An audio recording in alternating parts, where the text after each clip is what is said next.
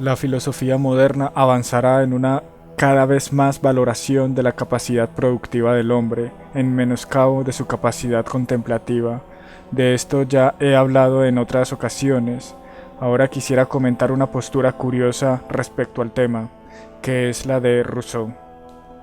Me parece que Rousseau disona bastante en lo que se llama la época de la Ilustración, que parece ir en otra dirección muy distinta a la de sus contemporáneos, principalmente en este tema que hoy me interesa, el de las artes. La mejor tesis que para mí expone Rousseau en su discurso sobre las artes y las ciencias es que las artes y las ciencias son producto de los vicios y no de la virtud. La astronomía nació de la superstición, la elocuencia de la ambición, del odio, de la lisonja, de la mentira, la geometría de la avaricia, la física de una vana curiosidad. Todas, aun la moral misma, fue hija del orgullo humano. En otras palabras, la virtud no aumenta a medida que aumenta la cultura. Avanzan las ciencias y las artes mientras disminuyen las virtudes guerreras. Los hombres aumentan sus comodidades y lujos a la par que se hacen más débiles. El estudio de las ciencias, dice Rousseau, tiende más bien a corromper y afeminar el valor, que a sustentarlo y aguijonearlo. Dice que la necesidad elevó los tronos, las ciencias y las artes los han consolidado. Ellas extienden guirnaldas de flores sobre las cadenas de hierro, haciéndonos amar nuestra esclavitud. Nacen de la ociosidad y terminan por consumirla. El primer perjuicio que necesariamente causan a la sociedad es la pérdida irreparable del tiempo. Con las ciencias y las artes se profundiza la desigualdad. Aparecen nuevas profesiones que viven para la opinión, corrompiendo el buen gusto y las costumbres. Para entender a Rousseau es importante conocer su visión sobre la naturaleza, a mi parecer en extremo optimista. Dice que los primeros movimientos de la naturaleza son siempre rectos. No hay perversidad original en el corazón humano. Creo que algo de esta idea la toma de Descartes, quien decía que Dios da el movimiento inicial en la materia, y este movimiento es totalmente recto. La perturbación del primer movimiento es debido a la interacción con otros cuerpos, así como los teólogos nos enseñan que Dios es el autor de todas nuestras acciones en tanto que son y en tanto que tienen alguna bondad, pero que son las diversas disposiciones de nuestra voluntad las que las pueden volver viciosas. La influencia ajena perturba la tendencia inicial y bondadosa de la naturaleza, así como los cuerpos en el choque ven alterado el movimiento que antes llevaban. El amor propio es esa primera pasión de la naturaleza, idea que se encuentra vastamente en la tradición y en la filosofía moderna. La oikeiosis estoica, el conatus de Spinoza, la voluntad de poder, la filautía, etc. Dice Rousseau que, hasta que le guíe el amor propio, o sea, la razón, es conveniente que un niño no haga nada porque le ven o le oyen, o sea, con respecto a los demás, sino que debe actuar según los dictados de la naturaleza, y entonces no hará ningún acto que no sea bueno. La prioridad está en educarse según la voz de la conciencia, y no según la opinión de los hombres. La conciencia para Rousseau es juez infalible de lo bueno y de lo malo, que hace al hombre semejante a Dios. Quien sigue a la conciencia, por tanto, sigue a la naturaleza, dice Rousseau. Yo creo que también queda aquí clara una visión muy optimista sobre la conciencia. El artista, que se cree mayor a un artesano, pone precios elevados a sus obras, pues trabajan únicamente para los ociosos y los ricos. El costo de la pieza es indirectamente proporcional a su utilidad, o sea que mientras más inútil, más cuesta. Y esto porque la opinión de la sociedad está viciada y no es coherente con el verdadero valor de las cosas, y llegará a decir Rousseau en el Emilio que el hierro vale más que el oro y el vidrio que el diamante, por la utilidad que presentan. Claramente Rousseau no tiene en mente los futuros usos en electrónica que tiene el oro ni los que tiene el diamante en la industria actual. Dirá que para Emilio, los plateros, los grabadores, los doradores y los bordadores son a su parecer unos holgazanes que pasan el tiempo en juegos absolutamente inútiles. La primera y más respetable de todas las artes, por su utilidad, según Rousseau, es la agricultura. Luego se sigue la herrería y la carpintería. Y curiosamente también dirá en otro texto que ambas han corroborado en civilizar a los hombres y por tanto en haber perdido al género humano. Lo que más parece preocuparle a Rousseau es que el hombre, bajo los dos influjos, el natural y el civil, sea un sujeto dual y contradictorio, ni un buen hombre ni un buen ciudadano. Dice que el hombre de la naturaleza lo es todo para sí. Él es la unidad numérica, el entero absoluto, que no tiene más relación que consigo mismo o con su semejante. En cambio, el hombre civilizado es una unidad fraccionaria que determina el denominador y cuyo valor expresa su relación con el entero, que es el cuerpo social. El hombre contradictorio es el burgués, incapaz de dejar de preocuparse por sí mismo y valiéndose del orden civil para vanagloriar su individualidad. No es totalmente un ciudadano porque no logra asimilarse y deberse a toda la totalidad, a todo el cuerpo social. Las religiones paganas han educado a ciudadanos. El cristianismo, por el contrario, ha educado a hombres. La Ilustración pone los ojos en el Renacimiento y a los clásicos paganos. Por eso, los proyectos políticos de la modernidad tienen mucho de parecido a los paganos. Y por eso en el Emilio dirá que los vocablos patria y ciudadano deben borrarse de las lenguas modernas, porque al cristiano que ha recibido la religión del hombre le cuesta pasar a ser un verdadero ciudadano. No actúa por la inmortalidad de su nación, sino por la inmortalidad de su alma. El burgués vive de la apariencia, engrandece su persona haciéndose valer por la opinión. Se trata de una adulteración de ese primer impulso de autoconservación que mueve a sobrevivir, pero ya no solo físicamente, sino también en la estima de la sociedad, de la opinión. De aquí entiendo el imperio del marketing y de la apariencia. Todo es vanidad, todo se expresa mediante representaciones. El dinero mismo, que no vale por lo que es, sino por lo que representa, o un título universitario. De la imagen y el nombre de lo que se aparenta ser, hoy se puede vivir e incluso más que de la salud individual, que es lo que la naturaleza nos mueve realmente a cuidar. La felicidad está en el equilibrio entre nuestros deseos y nuestra capacidad de llevarlos a cabo. La imaginación excita y nutre los deseos con la esperanza de satisfacerlos. La sociedad amplía el mundo de lo posible, abre un abanico de bienes deseables que consisten en la opinión. Dice Rousseau que la miseria no consiste en la privación de las cosas, sino en el deseo o necesidad que uno siente de ellas. Así la ambición termina por esclavizar al hombre al darle más necesidades. El hombre se afana en superar sus límites y ahí encuentra su desgracia, al no ver cómo equilibrar su poder con sus deseos. Quédate en el sitio que te marcó la naturaleza en la cadena de los seres, recomienda Rousseau, y no te agotes por resistir unas fuerzas que no te dispensó el cielo para ensanchar o prolongar tu existencia, sino para conservarla como y mientras él quisiese.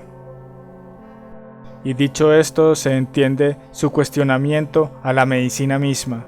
Dirá que la misma naturaleza nos hará resignarnos a la muerte. Ella misma equilibra la realidad con los deseos, y la muerte se hace deseable luego de un tiempo de dolores y sufrimiento. Hay una carta de Rousseau a D'Alembert en la que desaprueba la iniciativa de este en la creación de un teatro en Ginebra. Dice que el peligro del teatro está en ofrecer modelos trastocados de vicio y de virtud, que el teatro altera las costumbres, favoreciendo nuestras inclinaciones y debilitándonos más a las pasiones. El teatro atañe a las pasiones que ya tienen los hombres. Funcionan porque adulan al público reafirmando sus gustos y opiniones. Por eso puede ser beneficioso o perjudicial. Depende de lo virtuosa que ya sea la gente. Creo que ocurre mucho en discursos políticos y en misas evangélicas, que parecen cumplir un propósito más estético, análogo al teatro, donde se reafirman pasiones y opiniones que el público ya tiene. ¿Quién va, por ejemplo, a un discurso de Petro o Abelardo? Pues petristas y abelardistas correspondientemente. ¿Van para escuchar sus propuestas? Pues no tiene sentido, ya que deben estar bien resumidas y redactadas en internet. Van militantes a emocionarse, a compartir un fervor común y a gratificarse de sí mismos al ver que un puñado de gente piensan y sienten igual que ellos. Lo único que purga a las pasiones es la razón. Eso dice Rousseau. El teatro no vence ni regula las pasiones, antes las excita. Y con esto creo que discute y está pensando en la poética de Aristóteles, donde se dice que mediante el temor y la compasión que produce la tragedia, hacemos catarsis o purga de esas pasiones. A veces son necesarias las diversiones, y el teatro es ante todo una diversión, pero es una diversión innecesaria. Una distracción inútil, dice, es un mal para un ser cuya vida es tan corta y su tiempo tan precioso. No es la misma diversión la que buscan los vagos, ociosos y ricos que la que busca un pueblo laborioso. Dice Rousseau que la vagancia, el gusto al placer y las grandes necesidades no engendran sino monstruos y no inspiran sino fechorías. Mientras que la gente trabajadora encuentra placeres más nobles y sencillos, no han hecho falta ni los teatros ni los museos para engendrar buenas sociedades. El teatro es bastante costoso, exige un tiempo determinado, personas dedicadas a él e incluso herramientas. ¿Cómo pedirle a una sociedad humilde esos gastos para algo tan innecesario? ¿Cómo no sentirse culpable por permitirse gustos tan costosos, habiendo tantos que ni pueden satisfacer sus necesidades reales? Más criminal sería exigir que tales cosas las pagase el Estado, que incluso los pobres trabajadores se vean obligados a por medio de impuestos costear un teatro al que no pueden, ni quieren, ni tienen tiempo para ir. Ya una vez expuse una crítica semejante a esta, pero con una perspectiva mucho más de izquierda. Dedica a Rousseau varias páginas en la carta a D'Alembert para hablar de las mujeres, un tema muy interesante que hoy escandalizaría a bastantes feministas. Podría dedicar otra ocasión para hablar de esto, pero para resumir, Rousseau defiende los roles tradicionales de género que llaman, indica que así los ha definido la naturaleza y da razones de ello. Lo que genera tanta diferencia entre los sexos, dice Rousseau, es la cuestión del sexo precisamente, porque en el Emilio dice que en las otras cosas somos bastante parecidos o iguales. Dirá que lo que más embellece y ennoblece a una mujer es la modestia y el pudor, que su fin radica en el manejo y señorío del hogar y la familia, y que se envilece mostrándose abiertamente a los hombres. Por eso es sumamente indigna la profesión de actriz. Rousseau piensa que el teatro irrespeta a la mujer porque en muchas obras la exhiben como enamoradizas o consejeras en temas de amor, lo cual no es sorpresa porque el amor, dice Rousseau, es el reino de la mujer.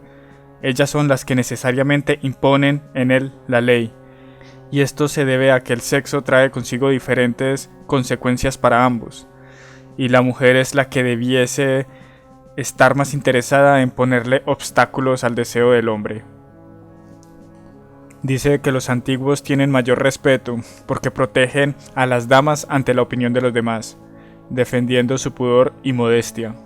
Exponer las virtudes femeninas sobre temas de amor es ofenderlas. También ocurre con la vejez y personajes ancianos que en historias románticas aparecen más como un estorbo para los protagonistas jóvenes enamorados. En las historias de amor es común ver a villanos con avanzada edad.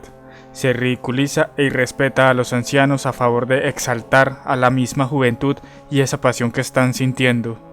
Porque, como repite Rousseau varias veces, el teatro no está para enseñar.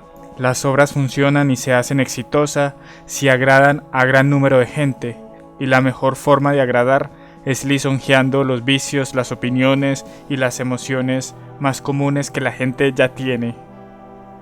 Y comparto esta percepción. En muchas series dirigidas a jóvenes veo cómo se coloca al amor como fin a lograr.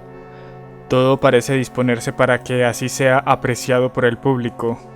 La gente espera que los enamorados concreten su relación, cuando realmente lo mejor en muchos casos sería que se desconfiara de las ilusiones de romance. Contra el comediante Rousseau también dedicará varias páginas. Dice que su labor es denigrarse a sí mismo, engañar y mentir. El comediante se anonada, se pierde a sí mismo para ser juguete de los espectadores. Para poder triunfar debe dejar de ser, para ser la caricatura que los espectadores quieren ver.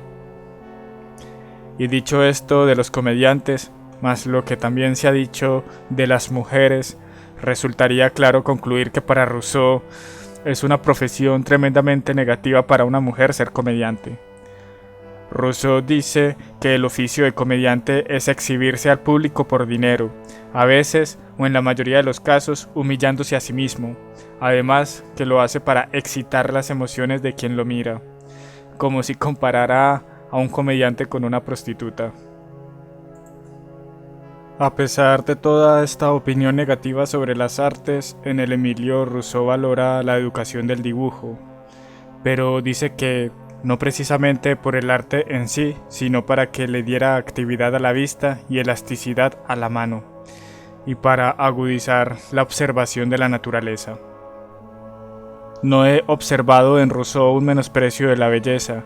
De hecho, dirá que el amor a la belleza es un sentimiento tan natural al corazón humano como el amor a sí mismo, y que la sagrada imagen de lo honesto y lo bello no entró nunca sino en el corazón del hombre.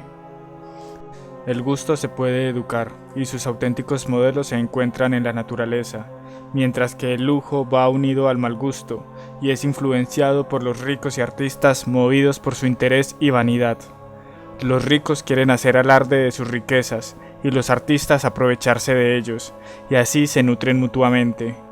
Y hoy es muy claro cómo se extiende una opinión adulterada en redes sociales, donde muchos viven de hacer alarde de sus riquezas y vulgaridades, mientras degeneran el poco buen gusto que pudiera existir.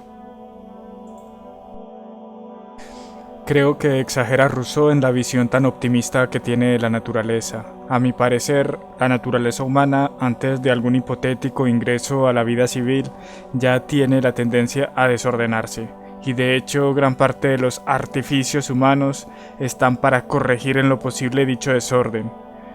Aunque estoy muy de acuerdo con que una grandísima cantidad de dinámicas sociales corrompen más de lo que benefician. Se tendrá que estudiar más a fondo el tema de la ley natural en Rousseau, para ver qué resonancias tiene con el estoicismo o la escolástica.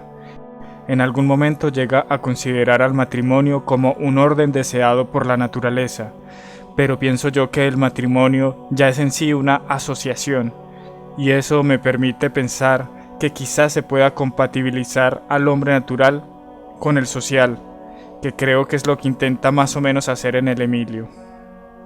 Rousseau dice que no piensa educar a Emilio para ser un salvaje relegado en un desierto, sino un salvaje destinado a vivir en las ciudades. Las ciencias y las artes ya las tenemos, toca es saber vivir con ellas.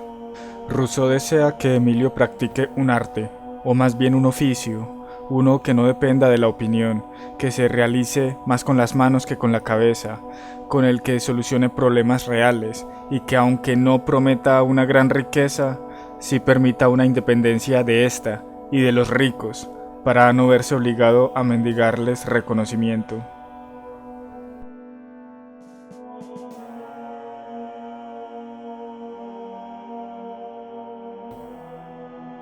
Finalmente le dice Rousseau a quienes por el contrario se empeñan en ejercer un arte que dependa de la fama. Dice: sois pintor o arquitecto, enhorabuena, pero es necesario que sea conocida vuestra habilidad. ¿Quién os ha de encargar un cuadro si no sois de la academia, si no tenéis protección, aunque sea para llenar un rincón de su antesala? Soltad esa regla y ese pincel. Alquilad un coche y andad de puerta en puerta, pues es así como se adquiere celebridad. Pero antes debéis saber que en todas esas ilustres puertas hay porteros o conserjes, los cuales solo comprenden por señas y tienen el oído en las manos. ¿Queréis enseñar lo que habéis aprendido y ser maestro de geografía, de matemáticas, de lenguas, de música o dibujo? Para eso necesitáis discípulos y por lo tanto apologistas. No perdáis de vista que más vale ser charlatán que hábil, y que si no sabéis otro oficio que el vuestro, nunca seréis más que ignorante.